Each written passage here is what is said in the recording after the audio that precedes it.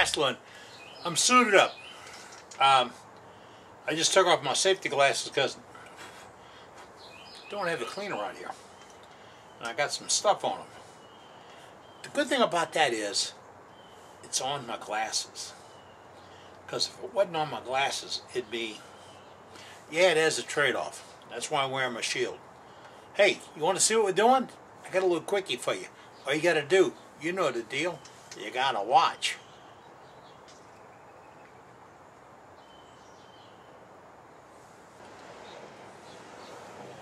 Have you been to demonstrations where the guy says, I don't wear a face mask or a shield or anything else because I can't demonstrate and have that on?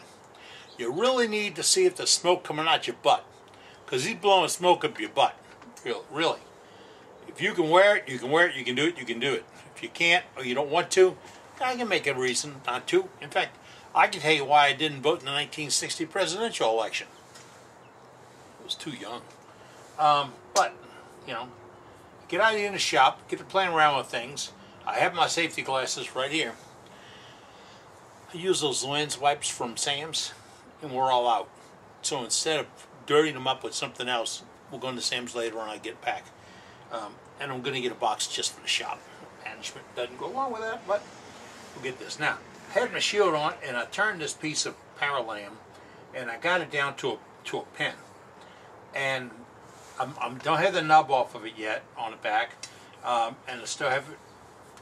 It's sort of between centers. It's on the drill bit, the 9/64 drill bit. That's what I'm holding it on. That's in here. It's 9/64 by 6.5 inches or whatever. Gives me 6 inches of drilling power, so I can put the refill in, the Bic refill. That's what I pull. I pull this out of the Bic refill. Just this ain't a Bic. And then it goes right into that hole and fits in there really well. If it's a little loose because of drilling, you know, put a little drop of CA on it, twist it a little bit. You'll coat it, and later on when you put a pair of little pinchers on it, I use my nail clippers to grab it, and you can pull it right back out again. But that's how I do a kitless ink pen. These are my favorites, and a great practice. And I always talk about that. When you practice with this, you'll learn how to use your skew better, your roughing gouge, your everything you get in a huge vase of Oz, depends on if you're wood side Rivian. Everything you would use in that is in here.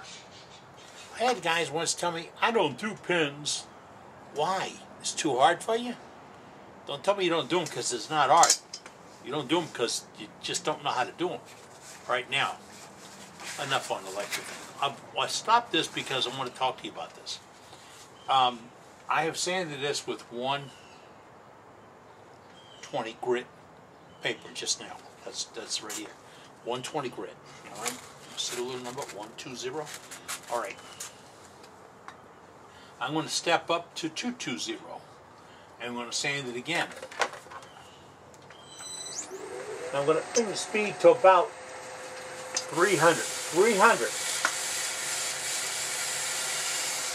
Why? Speed doesn't help sanding, it hurts sanding. Paper can only cut so much with what you give it, and if you overload it, you'll burnish it. Oh, it'll feel smooth, it won't be smooth.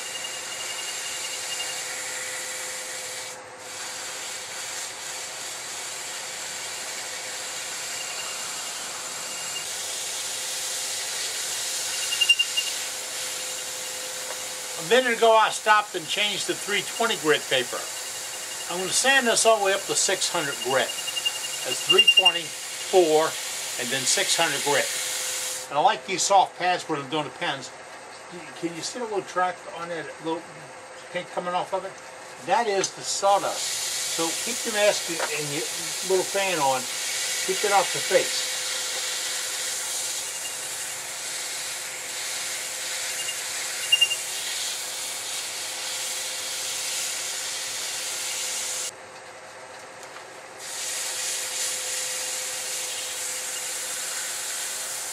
I did say we're going to go 400, 600, right? Right.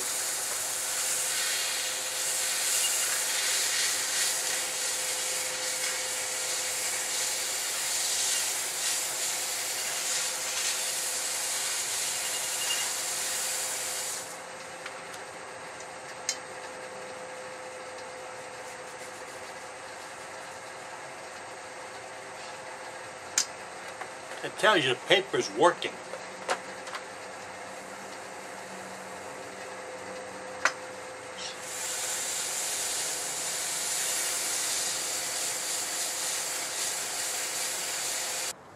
You do notice sometimes I do lie to you. It's a requirement. I have to. I sand it all the way up to 800. Why? Because at 600, I just could see a little bit of something I didn't like in the finish. And I thought, well, let's clean it up a little bit more. So I went all the way to 800. I don't normally do that for wood. To me, it's almost burnishing. But then I got out this is my 50% sealer by Deft lacquer sanding sealer. I don't use any of those other off-brands. And I can say off-brand, that's okay. Use a piece of my blue paper towel, never a rag. And I keep it mixed up in a little squirt bottle. I get it, Harbor Freight. And I'm going to put it on here at a very low speed. See it? Now I'm just going to put it on a piece of pad here and rub it in. Did you see the change in color? The quality of what happened just now when I did this? I was watching a video yesterday and a guy said, you never have to put sealer on again if you use super glue finish, and he showed how to do super glue finish. Well, he lied too, except I lied about the grit of my paper. He lied about a fact. You still got to use sealer on wood. Why? Because you're closing and sealing the pores to develop a finish. I started in this business September the 7th, 1962, working in a mill shop. I was 13 years old, right? First year in high school, and I got a job in a mill shop, and I was a helper. And let me tell you, that was a prestigious job. To be able to get in there and do more than sweep the floors is actually help people pull stuff through saws, cut it out, lay it out, put it together, finish it. And one guy always told me, he said the best thing about finishing is starting. Because if you don't start right, you'll never finish right. He had that right. He had it exactly right. An old wives' tale and all that crap? No, he had it right. Because when you get the sealer on, you have already set the stage for your finish. I'm at a point to where this is as smooth as a baby's bottom, and I go around checking baby bottoms to make sure of that, and it is finished and sealed and poured. Now, I have done this, and when I did it at 800 grit. So what do I do next? Well, I'm putting my sealer over on the side, out the way, and I'm going to take 800 grit paper, down goes the shield. I'm going to buff it a little bit.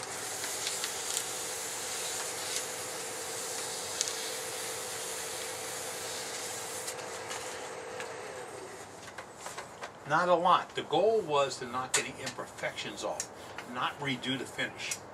I've got a very beautiful finish going here now, but I have removed some imperfections. What will I do? I will go back to my sealer, just back to the sealer.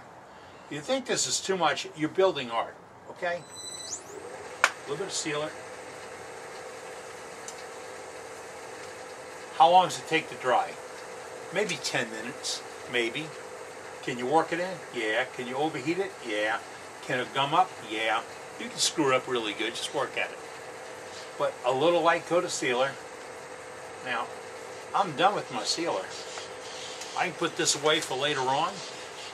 I've used one strip of my paper towel that I sawed on the bandsaw to get a roll of paper towels about 1.5 inches wide. And I've got a finish started on this. What will I do now? Now I will buff it a little bit. I'm going to go to a Scotch-Brite white pad, Velcro pad. This is from Vince at Vince's Wooden Wonders. This is where my sand supplies come from. And I'm going to buff it off a little bit. Why? Because all of now I've got perfect. I'm just making sure there's no trash on it. And it is slick. That's what you want to touch. You want to touch and feel it just like magic. Then we'll put a finish on it. Now, if you've seen me do a CA finish, and I get this from a guy named Trout that was at Waco a couple of years ago. It's so simple. It's a simple pass. Medium thin super glue, and I'm putting a drop on and I'm working it the full length of the piece. Now, I didn't work it in, massage it back and forth and try to stack it and all that.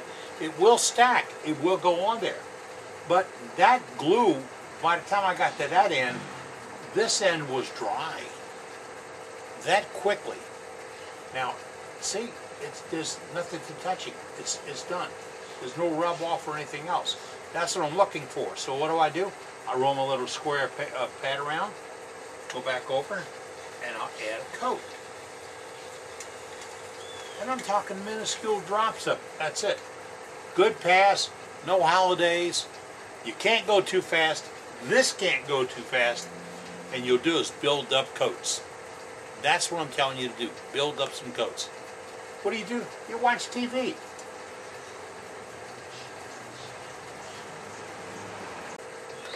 Hey, you still with me? It's spinning now, slow speed. I've put about 5 coats with that on it. Time expended, 6 minutes. All right? Taking my time to get it. That is a gorgeous shine. Not as much as I want. So what do? Improve it. I'm going to take another Scotch-Brite pad, a little bit softer than the brown. This is the yellow or the gold. Boy, that dog hairs on here. I should have a naked dog with all this hair on here. All right, I'm going to take this pad, buff it down a little bit.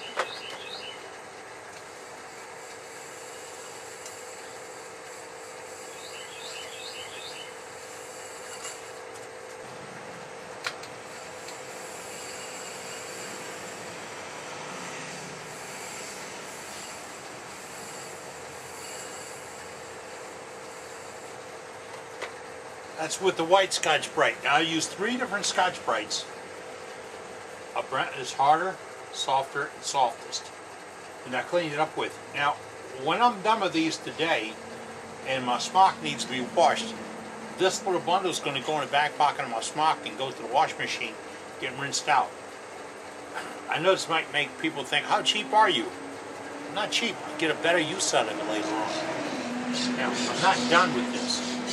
I gotta put it in my pocket for it. Alright.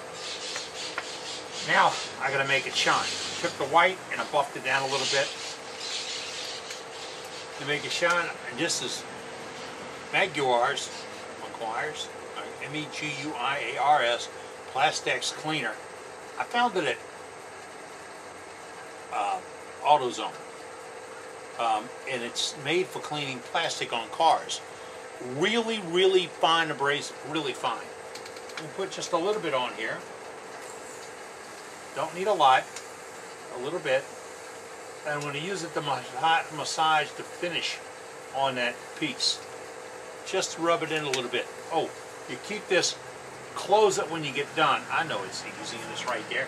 But here's the deal, it will dry out. And water is not the best lubricant to put back in it. Where am I? I'm okay. Now, I buffed it down at a slow speed. Shields up. I'm going to go a little bit faster.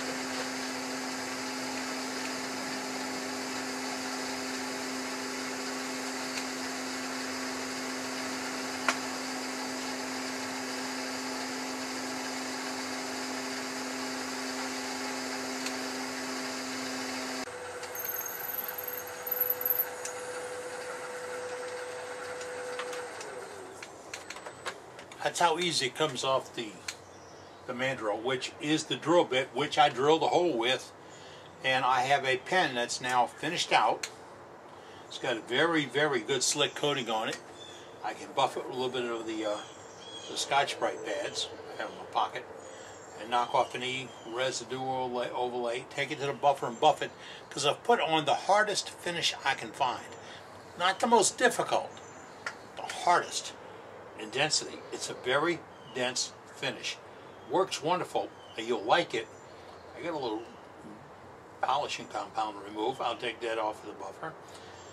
I'll insert my refill. I'll borrow this one. Put it right in the pen. And my pen is ready. You can't beat that. That is a 12-cent pen. And it came out real good. I did this to show you how to do the finish on these plastic lamps or P-lamp pieces, because of comments I've heard of, you don't need to do sealer and all that. You really need to do whatever it takes. That's it. If you're going to get out there today, get out and shop, put on your safety gear, get out there and make shavings. That's it. Make shavings. You see this thing? Making shavings. That's what we're doing. I like this pen. Manager's going to love it. It's pink. She likes pink.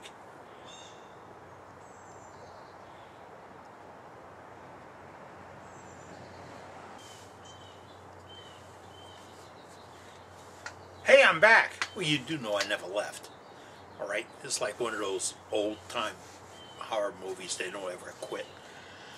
I want to remind you again that www.eddiecastellan.com is where you can get cutters, templates, bars, and all that other stuff that you need. That's how you get a hold of us.